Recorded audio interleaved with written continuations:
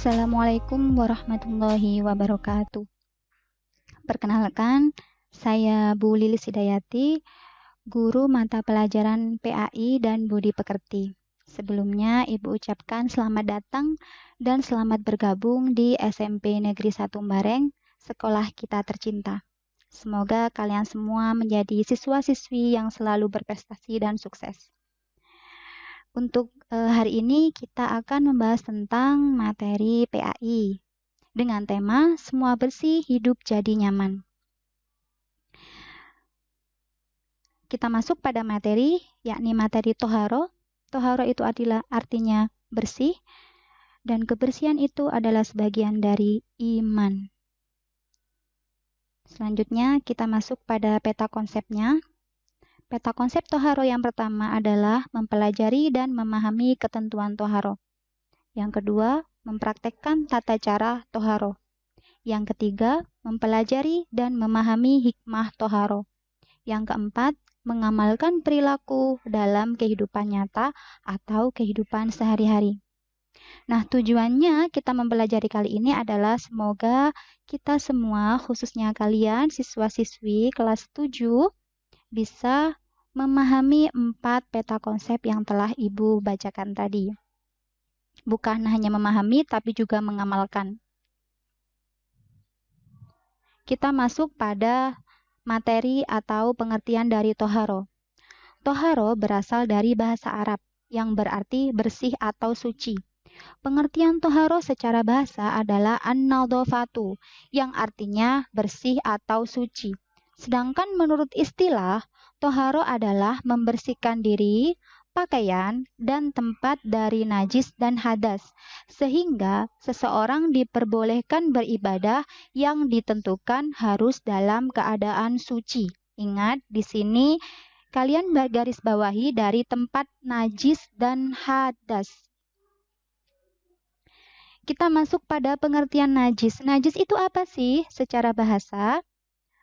Dalam bahasa Arab, najis itu bermakna al-qadaroh, yang artinya adalah kotoran. Jadi najis itu adalah kotoran. Secara istilah, sesuatu yang kotor yang dapat mencegah keabsahan sholat. Definisi lainnya yakni sifat hukum suatu benda yang mengharuskan seseorang tercegah dari kebolehan melakukan sholat bila terkena atau berada di dalamnya. Di sini maksudnya seperti apa? Misalkan tempat sholat kalian, tengah-tengah kalian sholat, ketika kalian takbir atau kalian sudah sujud, tiba-tiba ada hewan yang lewat, kemudian hewan itu membuang kotoran di sajadah kalian. Nah, itu kalian sudah tidak diperbolehkan untuk melanjutkan sholatnya, karena tempat dari ibadah kalian itu sudah terkena najis. Harus disucikan dulu.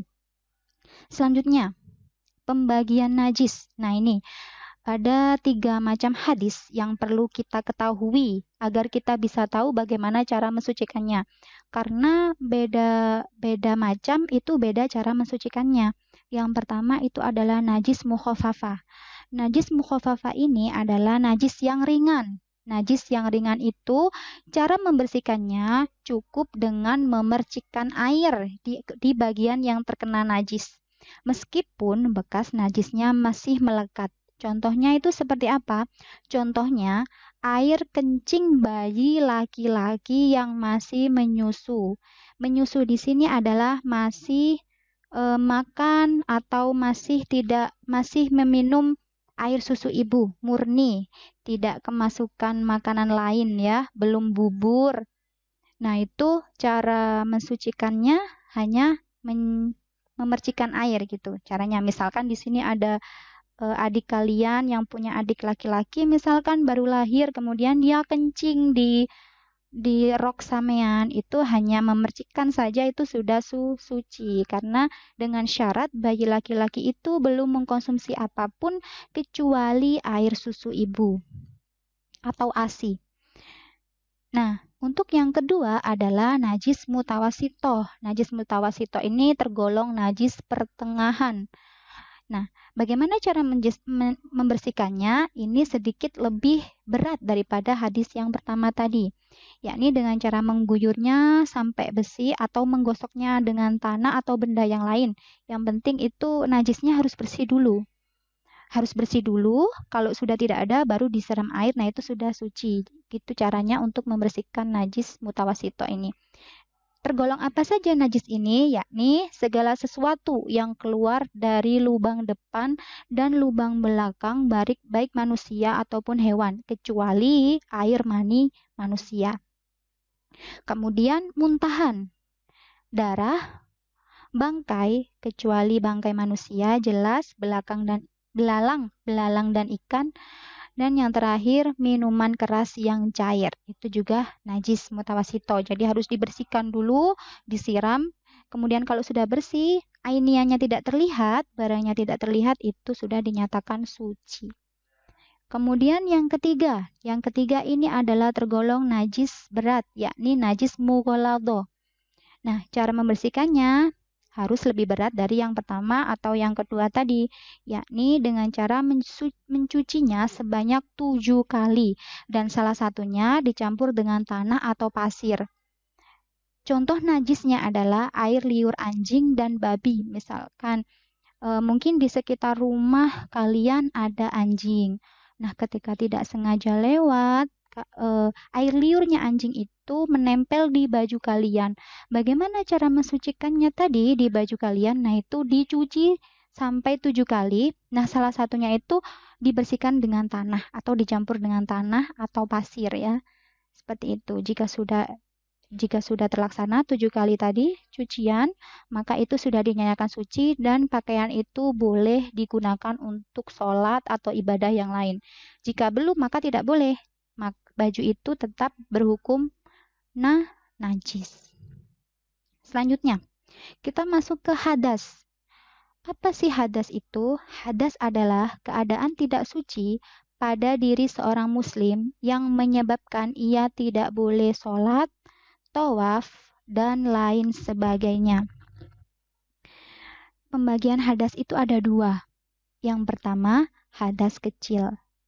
Dan yang kedua, hadas besar. Hadas kecil meliputi apa saja? Yang pertama, keluarnya sesuatu dari kubul dan dubur. Jadi, semua yang keluar dari jalan depan dan jalan belakang itu termasuk hadas kecil. Yang kedua, hilang akal. Contohnya tidur. Ketika sampean sudah berwudu, tapi ternyata ketiduran, nah itu sudah batal karena sudah termasuk hadas kecil. Kemudian yang ketiga, bersentuhan antara laki-laki dan perempuan yang bukan mahram. Yang keempat, menyentuh kubul dan dubur dengan telapak tangan. Telapak tangan itu ini ya. Ini telapak tangan. Jika melalui punggung tangan itu tidak membatalkan, tapi kalau telapak tangan itu membatalkan. Selanjutnya kita ke hadas besar. Hadas besar itu apa saja macamnya? Yang pertama, berhubungan suami istri. Yang kedua, keluar mani. Baik disengaja maupun tidak, kalau sudah keluar mani itu berarti hadas besar. Yang ketiga, haid. Bagi wanita yang haid itu termasuk hadas besar. Yang keempat, melahirkan atau wiladah, kemudian nifas, dan yang terakhir meninggal dunia. Nah, sekarang bagaimana cara bersuci dari hadas tersebut, kedua hadas tersebut? Kalau hadas kecil itu cukup dengan berwudu atau bertayamum jika kalian tidak menemukan air atau dalam kondisi tertentu. Kondisi tertentu ini seperti apa? Seperti jika kalian sakit, kemudian ada luka di anggota wudu yang apabila terkena air, luka itu akan semakin parah. Maka diperbolehkan untuk bertayamum. Yang kedua adalah hadas besar. Cara bersucinya beda lagi, karena ini namanya hadas besar, maka cara bersucinya yaitu dengan mandi wajib. Mandi wajib atau tayamum bisa jika kalian tidak bisa menemukan air atau dengan kondisi tertentu. Kondisi tertentu itu seperti apa? Sama, sakit. Sakit yang sampai kalian tuh tidak bisa bangun atau tidak bisa memegang air. Nah, itu baru kalian boleh untuk bertayamum. Ibu rasa kalau di Jombang tidak mungkin ya, tidak bisa menemukan air, tapi kalau sakit mungkin. Semoga kita selalu dalam keadaan sehat. Amin. Selanjutnya, apa saja hikmah dalam mempelajari bab toharo ini? Ada beberapa hikmah yang dapat kita dapat. Yang pertama yakni terhindar dari penyakit. Jelas, ketika kita selalu menjaga kebersihan diri kita, lingkungan kita, maka kita pasti akan terhindar dari segala macam penyakit. Yang kedua, dapat menjalankan ibadah dengan sah. Karena salah satu syarat sah ibadah adalah toharo, maka jelas ketika kita melaksanakan toharo, kita dapat menjalankan ibadahnya dengan sah. Kemudian yang ketiga, menyempurnakan keimanan. Karena yang seperti di awal tadi, an-nadhafatu minal iman, kebersihan adalah sebagian dari iman. Jadi ketika kita menjaga kebersihan, maka kita akan sempurna imannya. Yang keempat, menjaga kemuliaan dan kewibawaan umat Islam. Ketika seseorang muslim itu selalu menjaga kebersihannya, menjaga lingkungannya, kemudian rapi, itu pasti akan meningkatkan kewibawaan orang yang melihatnya. Oh, anak ini lo bersih. Oh, orang ini lo rapi. Seperti itu kan, Nak, ya. Yang kelima, orang yang menjaga wudhu akan bersinar wajahnya di akhirat kelak. Jadi, ketika sampean melaksanakan wudhu itu bukan hanya untuk sholat, tapi juga terus menjaga wudhu itu akan mendapatkan hikmah ini, yakni bersinar wajahnya ketika nanti di akhirat. Selanjutnya, bagaimana cara kita mengamalkan perilaku suci dalam kehidupan sehari-hari? Yang pertama, senantiasa menjaga wudhu. Dengan menjaga wudhu, kita senantiasa dijaga oleh Allah. Jadi, ketika kalian mau bangun pagi hari, mandi, itu sekalian berwudhu. Kemudian kalau batal berwudhu, itu namanya kita menjaga wudhu. Atau lebih bisa dikenalnya dawa imul wudhu. Selalu menjaga wudhu. Jika batal wudhu. Seperti itu. Semoga kalian semua bisa melaksanakannya. Yang kedua, menjaga kebersihan diri. Senantiasa menjaga kebersihan diri dari adanya najis. Juga menjaga kebersihan batin dari penyakit hati. Jadi gini nak, ketika sampean di rumah ada kotoran sedikit itu langsung dibersihkan tanpa harus disuruh dulu. Bersihkan, jaga lingkungan kalian, jaga lingkungan rumah, lingkungan masyarakat kalian itu jaga. Jadi ketika sampean membersihkan kotoran itu, niatkan untuk membersihkan hati kalian. Jadi jangan hanya niat, oh aku tak ini bersih saja, tidak apa-apa. Tapi harus juga diiringi dengan niat untuk membersihkan hati. Insya Allah pasti kalian lebih ikhlas dan lebih nyaman untuk membersihkannya. Yang ketiga, menjaga kebersihan lingkungan. Yakni lingkungan sekitar, baik di rumah, sekolah, maupun masyarakat, itu juga menjadi tanggung jawab kita, individu ya, individu.